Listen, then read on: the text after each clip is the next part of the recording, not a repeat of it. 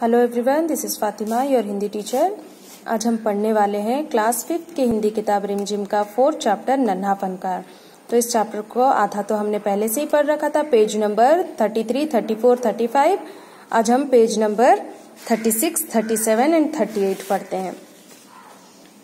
तो जब बादशाह अकबर के सामने पहरेदार आया और जब उसने केशव को डांटा कि वो बादशाह अकबर के सामने बैठा हुआ है और उन्हें जल्दी से उठकर उनके सामने झुककर उन्हें सलाम करे, तो केशव को पता नहीं था कि उनके सामने कौन बैठा हुआ है।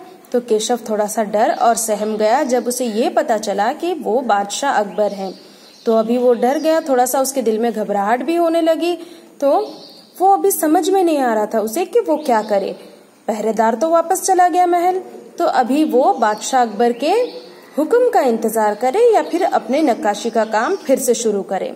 तो उस वक्त बादशाह अकबर उसे देखकर मुस्कुरा रहे थे। तब बादशाह अकबर ने केशव से पूछा, तुम्हारा नाम क्या है? अकबर ने बड़े ही नर्म अंदाजे में पूछा, बहुत ही प्यार से उससे पूछा। केशव ने भी उनसे नपा तुला जवाब दिया, केशव। तो केशव ने भी उनके बात का बड़े ही इज्जत के साथ जवाब दिया कि उसका नाम केशव है। केशव, क्या तुम मुझे नक्काशी करना सिखाओगे? उलझन में पड़े केशव ने तुरंत सिर हिला दिया। तो केशव से बादशाह अकबर ने कहा कि क्या तुम मुझे नक्काशी करने का काम सिखाओगे? तो केशव को समझ में नहीं आ रहा था, वो बहुत ही उलझन में था कि उसने किस तरह से बादशाह अकबर की नाफरमानी की है, उसे लग रहा था। तो केशव ने हाँ में सर हिला दिया।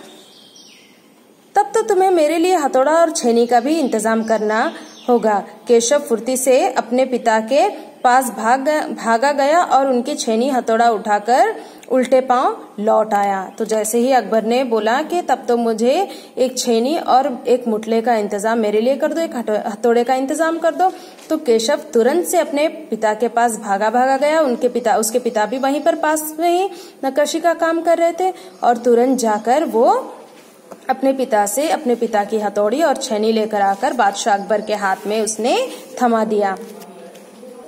और बादशाह अकबर भी केशव के पास वहीं जमीन पर बैठ गए, उसके दोस्त की तरह दोस्ताना अंदाजे में बैठकर वो केशव से काम सीखना चाहते थे। अभी उन्होंने केशव से कहा कि बताओ अभी मुझे क्या काम करना है। उन्होंने अपने हाथ में हथौड़ा और छेनी पकड़कर केशव से पूछा। तो केशव ने उन्हें संदेह भरी नजरों से देखा। क्या सच में आप ये काम करोगे? उन्होंने उनसे पूछा गया, क्योंकि केशव को यकीन नहीं था कि इतना बड़ा हिंदुस्तान का बादशाह उससे नक्काशी का काम सीखेगा। इसलिए उसने बादशाह अकबर को संदेह भरी नजरों से देखा। जब केशव ने बादशाह अकबर से पूछा कि आप सच में ये काम सीखना चाहते हो, तो बादशाह अकबर ने कहा कि क्यों नहीं, मुझे तो पूरा यकीन है खुद पर, मैं बहुत जल्दी ही ये नक्काशी बनाने का काम सीख जाऊंगा। तो केशव ने कहा कि आप इतने बड़े हिंदुस्तान के बादशाह हो, आपको ये छोटा सा काम करते हुए अच्छा नहीं लगता। तो बादशाह अकबर मुस्कुराते हुए बोले कि पिछले ही हफ्ते उन्होंने मिट्टी से भरे हुए कुछ डालियों को उठाने में किसी आदमी की मदद की थी, क्या ये काम उससे भी ज्यादा मुश्किल है? उन्होंने केशव से पूछा।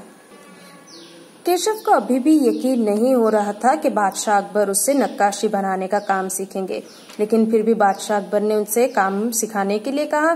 तो केशव ने कोयले की एक छोटा सा टुकड़ा ले लिया और उसने एक पत्थर पर निशान बना दिए, कुछ डिजाइन बना दिए और बादशाह अकबर के हाथ में उसने हथौड़ी और छेनी दे दिया और उसने बादशाह अकबर को कहा कि इसी लकीरें पे जो डिजाइन उसने कोयले से बनाए हुए हैं उन्हीं के ऊपर छेनी और हथौड़ी की मार देनी है। जिस तरह से केशव के पिता ने केशव को सिखाया था, बिल्कुल उसी तरह से केशव ने बादशाह अकबर को सिखाने की कोशिश की। बादशाह अकबर केशव की बात सुनकर छेनी और हथौड़ा लेकर उसी कोयले की बनी हुई लाइन्स पे, डिजाइन्स पे जैसे ही उन्होंने वार किया तो कटाव थोड़ा सा ज्यादा गहरा हो गया। फिर केशव ने कहा, अरे नहीं, इतनी जोर से नहीं मारना है, हथौड़े को छेनी पर धीरे धीरे मारना है। तो उसके बाद उसने इस तरह से बादशाह अकबर को सिखाया और उसने ये भी कहा कि बादशाह अकबर से जब आप हथौड़े को छेनी पर मार रहे होंगे उस वक्त आपको अपनी आंखें बंद रखनी होगी, क्योंकि किरिच आंखों में भी जा सकती है। तो केशव की बात सुनकर अकबर थोड़ा सा मुस्कुराए और जवाब में केशव भी मुस्कुरा दिया। तो बादशाह अकबर जिस तरह से केशव से बात कर रहे थे इतने प्यार से, तो केशव ये बात भूल ही गया था कि बादशाह अकबर हिंदुस्तान के बादशाह है और वो उन्हें बिल्कुल इस तरह से सिखाता जैसे कि कोई पिता अपने छोटे से बच्चे को सिखा रहा हो। बादशाह अकबर से अगर थोड़ी सी भी चूक हो जाती, थोड़ी सी भी भूल हो जाती, तो उन्हें तुरंत से ये कहता कि किस तरह से उन्हें पत्थर पर उकेरना है। बादशाह अकबर भी काम थोड़ा सा हथौड़ा मारने के बाद वो भी केशव से पूछते कि केशव क्या ये सही है, तो वो सर हिलाकर अपनी सहमति और असहमति जाहिर करता। तो केशव बादशाह अकबर को किस तरह से नक्काशी बनाना ये भी सिखा रहा था और साथ ही साथ वो अपने काम में भी जुट गया। तो आसपास कुछ और भी संगी तराश बैठे हुए थे, वो दोनों बड़े ही कौतूहल से इन दोनों को देख रहे थे, लेकिन केशव और बादशाह अकबर अपने काम में इस तरह से खोए हुए थे कि आसपास की उन दोनों को कोई खबर ही नहीं थी। वो अपने ही काम में खोए हुए थे। केशव को काम करते हुए बादशाह अकबर ने जब देखा कि सिर्फ उन डिजाइनों पे जो कोयले के निशान बने हुए थे, सिर्फ उन पर ही केशव काम नहीं कर रहा है, बल्कि उसके अलावा भी वहां पर कुछ और एक्स्ट्रा डिजाइन्स भी बना रहा है जो दिखने में बहुत ही ज्यादा खूबसूरत लगे। लड़के के काम करने का तरीका और उसके काम करने की खूबसूरती को देखकर बादशाह अकबर ने बहुत ही धीमे आवाज में केशव से कहा कि केशव देखना, तुम एक दिन हिंदुस्तान के सबसे बड़े फनकार बनोगे। हो सकता है कि तुम एक दिन मेरे ही कारखाने में संगे तराश बनने का काम करोगे। फिर केशव ने बादशाह अकबर से पूछा कि कैसा कारखाना? तब बादशाह अकबर ने उनसे कहा कि जब आगरा का ये महल तैयार हो जाएगा तब बहुत सारे लोग यहाँ पर आकर रहने लगेंगे। उस वक्त वो उन सारे लोगों को रोजगार देने के लिए कुछ बड़े से कारखाने बनाएंगे, जिसमें पूरे हिंदुस्तान के सबसे बड़े बड़े शिल्पकार, संगे तराश, पत्थर पर डिजाइन्स बनाने वाले संगे तराश, इन चित्रकार, गालीचे बुनने वाले कलाकार, इन सबको बुलाकर वो वहां पर काम देंगे। इन सब कारखानों में उनके सल्तनत के सबसे बढ़िया कलाकारों को ही वहां पर मौका दिया जाएगा वहां पर काम करने का। तो जैसे ही केशव ने अकबर की ये बात सुनी तो केशव का चेहरा खिल उठा। वो अकबर को मुस्कुराते हुए बोला कि मैं तो बिल्कुल आपके कारखाने में काम करूंगा, जरूर मैं आप ही के कारखाने में काम करूंगा। तो बादशाह अकबर अब खड़े होकर केशव का कंधा थपथपाते हुए उन्होंने कहा कि जरूर बेटा, तुम एक दिन मेरे कारखाने में जरूर काम करोगे।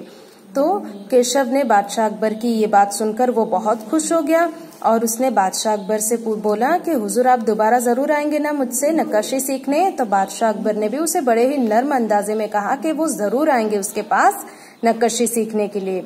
फिर तो पूरा दिन जब बादशाह अकबर वहां से चले गए, फिर पूरा दिन केशव की धूम मची रही। वो हर किसी को अपने बारे में और बादशाह अकबर से हुए बातचीत के बारे में बता रहा था। उसके बाद केशव वापस घर आ गया। शाम के वक्त अपने पिता से वो बादशाह अकबर के बारे में सारी बातें बताने लगा और वो अपने पिता के हाथ पर अपना सर रखकर वो अपने पिता से कह रहा था कि बादशाह अकबर सच में बहुत ही अच्छे इंसान हैं। तो उसके पिता ने भी उसके जवाब में कहा कि हाँ, बादशाह अकबर हिंदुस्तान के सबसे नेक और रहमदिल बादशाह हैं। फिर केशव के मन में एक सवाल था, बादशाह अकबर सिकरी में ये महल क्यों बनवाना चाहते हैं? वो सिकरी में एक शहर क्यों बनवाना चाहते हैं? ये बात केशव के समझ में नहीं आई। तो उसने ये बात को अपने पिता से पूछा कि वो बादशाह अकबर सिकरी में शहर क्यों बनाना चाहते हैं, वो एक बड़ा सा महल क्यों बनाना चाहते हैं? तो केशव के पिता ने केशव से कहा कि हाँ बेटा, आगरा तो बहुत ही ज्यादा सुंदर शहर है, लेकिन सिकरी में भी शहर बादशाह अकबर बनवाना चाहते हैं, उसका कुछ और कारण है। तो अब केशव के पिता ने केशव से कहा कि बादशाह अकबर की पहले कोई संतान नहीं थी। तो बादशाह अकबर बहुत परेशान रहते थे कि उनका कोई औलाद नहीं था, उनका कोई उत्तराधिकारी नहीं था। उसके बाद वो सिकरी आए। सिकरी में उन्हें सलीम चिश्ती से उनकी मुलाकात हुई और सलीम चिश्ती ने उनसे कहा कि उनके जरूर औलाद होगी। बादशाह अकबर की उसके बाद एक नहीं 3 औलादें हुई। तो बादशाह अकबर की उन 3 संतानों का नाम था शहजादा सलीम, मुराद और दानियल। केशव ने चहकते हुए कहा, बिल्कुल सही। तब बादशाह ने ख्वाजा सलीम चिश्ती के सामने में सिकरी में नगर बनाने का फैसला कर लिया। तो सिकरी जाने के बाद उन्हें पता चला कि उनकी एक नहीं बल्कि 3 संतानें होगी। तो उसके बाद बादशाह अकबर ने ये फैसला कर लिया कि सिकरी में वो एक बड़ा सा शहर बनाएंगे, बिल्कुल आगरे की तरह। तो अब केशव को बात समझ में आ गई थी। तो उसके बाद केशव ने बड़े ही प्यार से कहा कि अच्छा, तो इसीलिए सलीम चिश्ती से मिलने के बाद बादशाह अकबर ने अपने बेटे का नाम भी, पहले बेटे का नाम सलीम रखा। ये बात केशव के समझ में आ गई और उसने अपने पिता से कहा, हाँ, और इसी कारण हम यहाँ एक नए शहर के लिए पत्थरों को तराश रहे हैं। तो उसके बाद उसके पिता ने कहा कि हाँ, हम भी इसी नए शहर के लिए ही यहाँ पर बहुत सारे जो कड़ियां मैं सब तराश रहे हैं, संगे तराश, इसी काम के लिए ही हम सब मेहनत कर रहे हैं। तो केशव ये सारी बातें करते करते वो सो गया। जब पिताजी ने देखा कि केशव सो चुका है तो वो उसे अच्छी तरह से सुलाकर वहां से चले गए। तो बच्चों, अगर कहानी में आपको कोई डाउट हो तो आप मुझे कॉल या फिर व्हाट्सएप करके आप अपना डाउट पूछ सकते हो। Bye and take care.